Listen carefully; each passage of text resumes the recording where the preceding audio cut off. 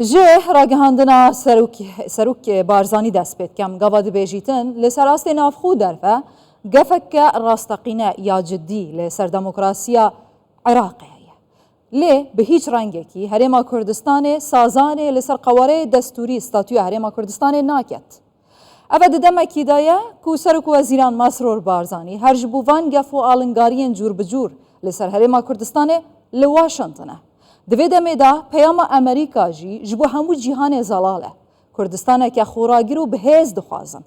جهجای شهو قرارداغیش رو وکار سیاسی جستانبول دپرسم لسر وی مجاره هجای شهو گلک بخیراتی کردستان 24 جاره کم تشت ام بحث دموکراسی العراق بکن او عراق لسر سیستم توازن توافق و شراکت هاتی آوا کرن فدرالیت و ما فين همو پیکاته و اولونه توان تیدا بهنه پاراستن و دان هیچ تشتک جه نمایه نه فدرالیت نه جی دستور دهیتا جبه جه کرن او دکارن بیجن گارانتیا پاراستنا یک گرتنا عراقی اف دستوره جینا هیتا جبه جه کرن هین چاوا دبینن بتایبت پشتی سال و نیف لسر دا مزراندن یان جی پیکاتنا حکومت محمد شیع سودانی در باست.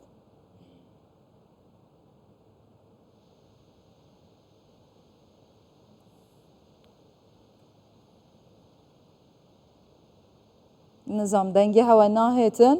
اجایش ها حتی هفکارن من دنگی هوا چید که اند خوازم لسروی مجاره نرین هوا بستینم هر واخفتن سرک بارزانی که براستی جد مدیا عربی دا بتایبتی مدیا عراقی گلک دنگ ودایا جدو شواره حتی نوکا ادیکتنا دادو بیداده و گلک شروعیان بود کن دما سرک بارزانی دی بیجیتن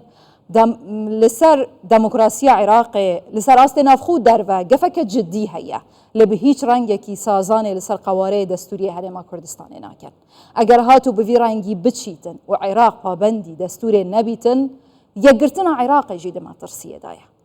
لسر وان شروعیان بتایبتی و سردان سرک وزیران مسرور بارزانی دوی دما هستیار دا کو جهمو آلیان نیارین کردستان ددانن خود تیش کرن ابو هرما کردستانه کیف آوان بود گوت ایدی قواره بچوک بو نما پشتوانین امریکا جبو کردستانه که بهز و خوراگیر اف پیاما کو گهاندیه همو جیهانه کو امریکا دگل هف پیمانه خو کردستان دمینیت چاوا دهیتا شروع و نرخاندن هجای شاها اگر آماده بیتن جوی پرسیاره دست بکم یا سروک بارزانی دبیجیتن گفک راستقینه و جدی جناف خو در و لسر دموکراسی عراق هیا لب هیچ رنگی کی ام سازانه لسر قواره دستوری هرما کردستان ناکین هین چاوا شروعات کن دوباره سلاوتان لبه راسیه او عراقی که لسری ریکوتن لدوای 2003 و ابوایا عراقی کی دیموکراسی بیت ما فی همو لانکان بدریت بشراکته و هروها بباوری طواو بم دیموکراسیتا بم فدرالیتی که همو لانکان لسری ریکوتون بلام لدوای چند سالک لام ازمونه بینی من که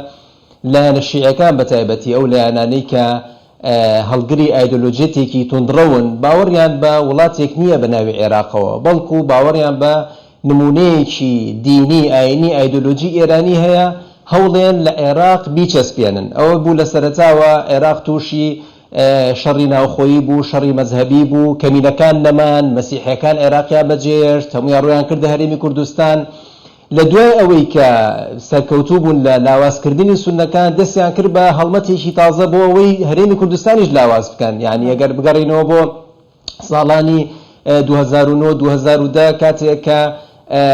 هەوڵێکی جدی هەبوو کە یعنی هێرش بکرێتە سەر هەرێمی کوردستانیش لە ڕووی عسکەریەوە لە ڕووی سەربازیەوە بەڵام سەری نەگر بێگومان ئەم هەوڵانە هەمووی ئاماژەیەکی مەترسیدار بوون بەوەی کە ئەو کەسەی کە لایەن ئەو گروپەی کە لە بەغداد حکومەکات باوەڕی بە دەوڵەتی نەتەوایەتی و دیموکراسیەت و ئەم پرەنسیپانە نییە کە لەسەری ڕێکەوتووە لە 2003 هەر لەبەر ئەوەشە تەنها ئەم ئامرازانە بەکارێنێ بۆ ئەوەی هێز و قووەت و توانای خۆی زیاد بکات و بتوانێت هەموو لایەنەکانی تر ملکەچ بکە نەک بە شەراکەت لەگەڵ یانە ئیدارەتی ئەم دەوڵەتە بکات. باشە بتایبەتی ئەم vê پرسا بنگەهین یا جەوهەری بکەین ئایا ئەف کێشەیەن پشتی ساڵا 2003یان حکوومەتن یەک لە دوویەکێن عێراقی بۆ کوردستانی چێتکەن ئایا کێشەیەن سیاسینە یان ژی پلانە عێراقی لە دژی هەرێما کوردستانی استراتیجیە بێگومانەوەی کە ئەیبینین ئەم گرفتانە هەموو حکوومەتێکی عێراقی نوێ بەڵێن ئەیەن کە کێشەکان چارەسەر بکەن، بەڵام لە دوای 4 ساڵ کە حکوومەتەکە کۆتایی پێەیە دەبینین گرفتەکان زیای کردووە لە جیاتیەوەی کەم بکات. یعنی ئێستا بگەڕێنەوە بۆ ئەو بابەتەکانەی کێشەی لەسەر بوو لە 2023 بینین ئێستا زیای کردووە نەک کەمی کردووە، کەواتە ئیرادەیەکی جددی نەبووە بۆ ئەوەی ئەم کێشانە ئەم گرفتانە لەگەڵ هەرێمی کوردستانە چارەسەر بکرێ. ئەمەش دەگەڕێتەوە بۆ چەندین هۆکار لەوانە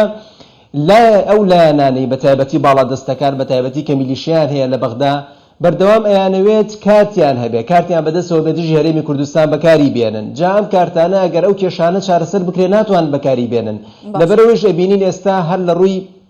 سەربازیەوە هێرشی میلیشیاکان بۆ سەر هەرێمی کوردستان، هێرشی درۆنەکان، هێرشی موشەکەکان لەم لاوە ئەو پەستانە دارایانەی کە ئەکرێتە سەر هەرێم، ئەمانە هەموو یەک ئاراستەیە ئەکرێتە سەر هەرێمی کوردستان کە ئامانجەکەی ئەوەیە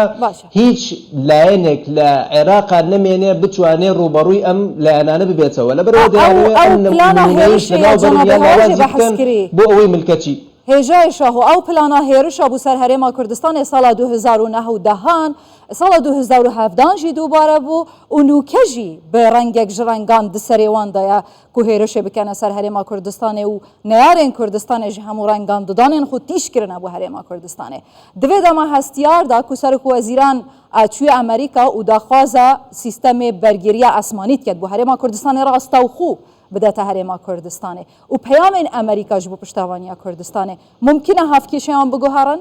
یانژی پەیامێک بیت بۆوان لایەنێن کو دژی هەرێما کوردستانی نه؟ بێگومان ئەو لایەنانی کە ئەم هێرشانەکەن بەردەوام بیانووی بوونی ئیسرائیلیەکان یاخود بوونی ئەمریکا بەم بیانوانە ئەم هێرشانەکەن لەبەرەوەیش لایەنی ئەمریکی پێویستە کە دەبینێت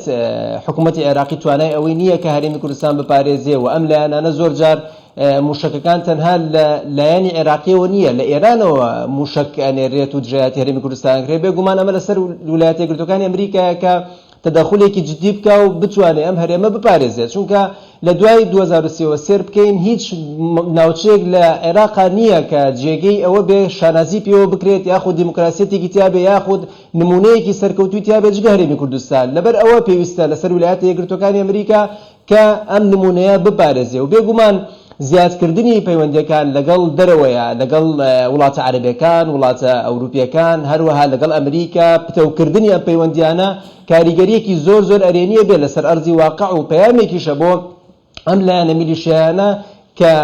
هەرێمی کوردستان ناتوانرێ بە ئاسانی لاواز بکرێت یاخود ناتوانرێ بە ئاسانی لە قاڵب بدرێت. بێگومان میلیشیاکان هەستیان کرد کە دوای ئەو هەموو هێرشەی کردیانە سەر هەرێمی کوردستان یعنی نەتایجەکانی دەرەنجامەکانی عەکسی بوو. هەرێمی کوردستان ملکەش نەبوو بۆ ئەم هێرشانە، بەڵکو هەوڵەیە پەیوەندیە دەرەکیەکانی زیاتر بکە، زیاتر چالاکی بکە، زیاتر تەنسیق و هەماهەنگی بکە لەگەڵ ئەم لایەنانەیە وەکو چۆن هەماهەنگی هەبوو دژی داعش لە کاتی شەڕی دژی داعش ئێستاش هەمان هەماهەنگی هەبێت لەگەڵ ئەم لایەنە نێودەوڵەتیانەیە دژی ئەم میلیشیانەی کە حکوومەتی عێراقی و دەوڵەتی عێراقی ناتوانێت دژایەتیان بکات. لەبەرەوە ئەبێت دەعمێک و پشتگیریەکی نێودەوڵەتی بەهێز هەبێت بۆ حکوومەتی هەرێم هەتا بتوانێت ڕوبەڕوویان بێتەوە و ئەم هێرشانە بە تەواوی نەهێڵڕێت، چونکە ڕوبەڕووبوونەوەی ئەم میلیشیانە تەنها بێگومان ئەمە یعنی شتێکی ئاسان نییە و پێویستی بە کار و یعنی چالاکیەکی زۆر هەیە هەتا ئەم لایەنە نێودەوڵەتیانە بگەنە قەناعەت و هەموو هەوڵێک و یارمەتیەکی هەرێمی کوردستان بن بۆی بتوانێت ڕوبەڕووی ئەم هێرشانە ببێتەوە، چونکە ئەگەر یعنی ئەم ئەزمونە لاواز ببێت هیچ لە بەرژەوەندی ئەم لایەنە نێودەوڵەتیانەیە نییە. لەبەرەوە دەبینین یعنی ئیدانەیەکی زۆرەکرێ ئەم هجومانە و هەوڵێکی جدیش هەیە بۆ ئەوەی کە بتوانێت دوور بخرێنەوە یا بە شێوەیەکی کۆتایی ئەم هێرشانە نەهێڵڕێت.